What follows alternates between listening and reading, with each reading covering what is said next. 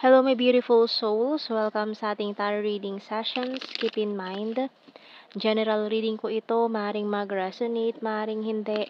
Kunin nyo na lang po kung para sa inyo and leave the rest. Maring mag-shift the energies or magkabaliktad ang sitwasyon. Kaya kayo na pong bahala kung saan kayo nakalugar sa reading natin. So, let's see.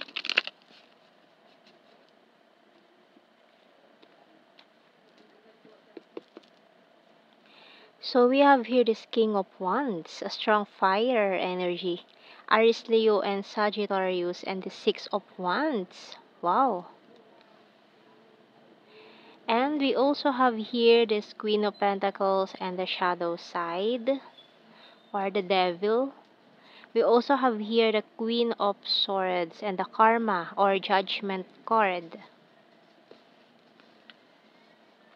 We also have here the Page of Swords and the Eight of Swords. Okay. Bottom card is Ten of Swords. Oh.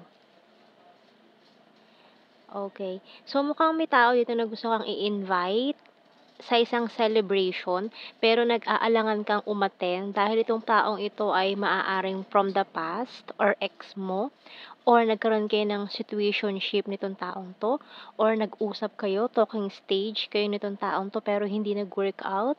Pero ngayon, ini-invite ka ngayon niya sa isang celebration, maring gathering or party, ganyan, sa kanilang lugar, bahay, or kung saan man to na gaganapin. So, tingnan natin. So, this person is stalking you din. Naka-message siya sa'yo. Inaalam niya yung mga, mga ginagawa mo ngayon. And, sinadya niya talaga na i-invite ka. Parang, na rin to eh. Para mapalapit ulit siya sa'yo.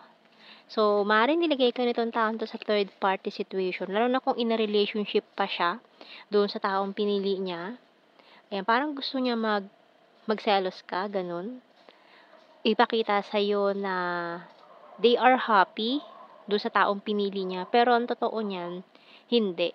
With the Eight of Swords energy, pinapakita niya na masaya siya. Pero hindi siya naging masaya doon sa relasyon na yun.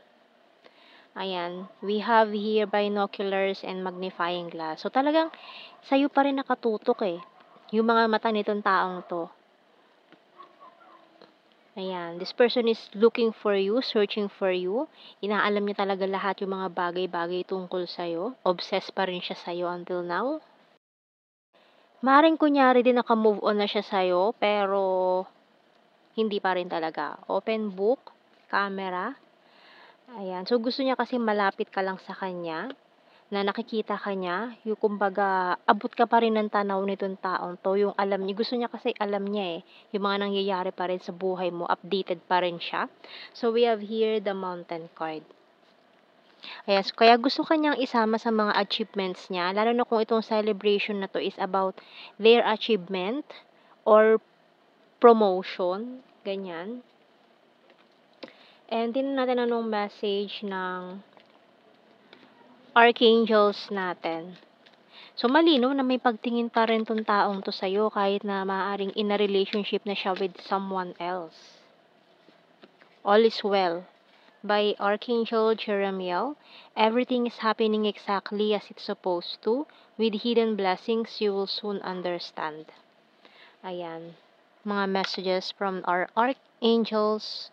So, tingnan natin sa ating tarot messages. Oracle cards. Being defensive. I'm so in love with you and I love your humor. Still in love pa rin talaga tong taong to sa'yo. Maring dinidinay na lang niya or kunyari talaga masaya na siya ngayon sa feeling ng iba. Pero parang sinasabi niya naka-move on na siya, nakalimutan ka na niya, or hanggang friends na lang talaga kayo nitong taong to. Yun ang pinamumukha niya.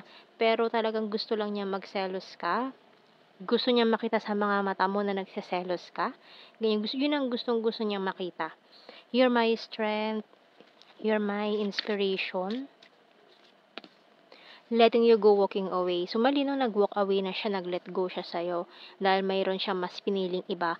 Maring third party situation ito with this King of Wands, Queen of Swords, and the Queen of Pentacles. Ayan. We also have here, ayan, no? Keeping tabs on you.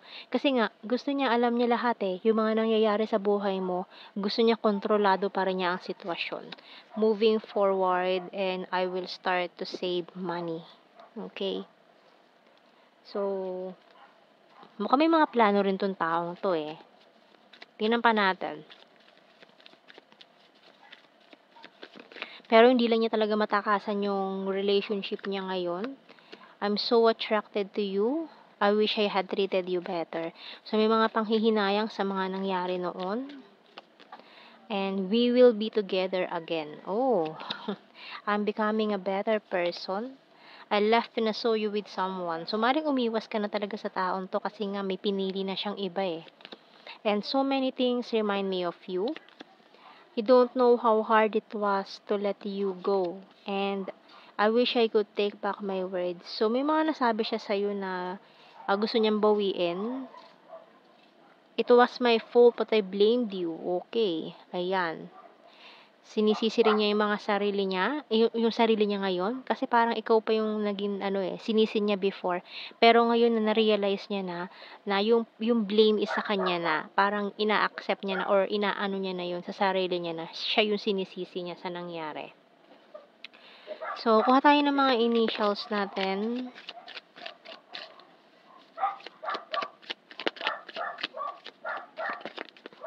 Letter B, X, O, T, C, Z, P, letter H, U ang bottom card.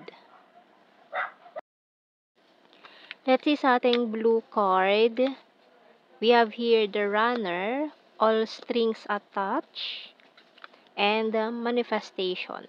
So, mari kasing minamanifest ka pa rin itong taong to. No? Gusto niya kasi nakikita ka pa rin itong taong to and ayaw niya mawala ka sa paningin niya. Okay? So, tingnan natin sa general signs and messages. Still, this person is parang admiring you from afar. Parang ayaw din niya na makita ka with someone else. Medyo may tong taong to. Makasarili. May pagka-possessive din, no? So, tingnan natin. Friendly. So, maaaring nag-end kayo as friends. Kaya parang may pa rin kayo, connection pa rin kayo, or pwede pa rin kayo magkita. Or kung hindi man talaga naging kayo nitong taong to, may feelings involved in the past as friends, parang friends with benefits, ganun, na maring hindi alam nung other person. Pwedeng ganun or pwedeng hindi rin. So, kung paano yung magre-resonate sa inyo. We have here talented, Cancer sign, overthinker, creepy stalker. So, talaga nag-i-stalk pa rin to sa'yo. Sweet, smart, party animal, skin tag, and very serious. Gorgeous, sword is air sign, Gemini, Libra, Aquarius, and earth sign. Taurus, Virgo, Capricorn. Beautiful and sexy body. Talagang ina-admire ka pa rin niya eh.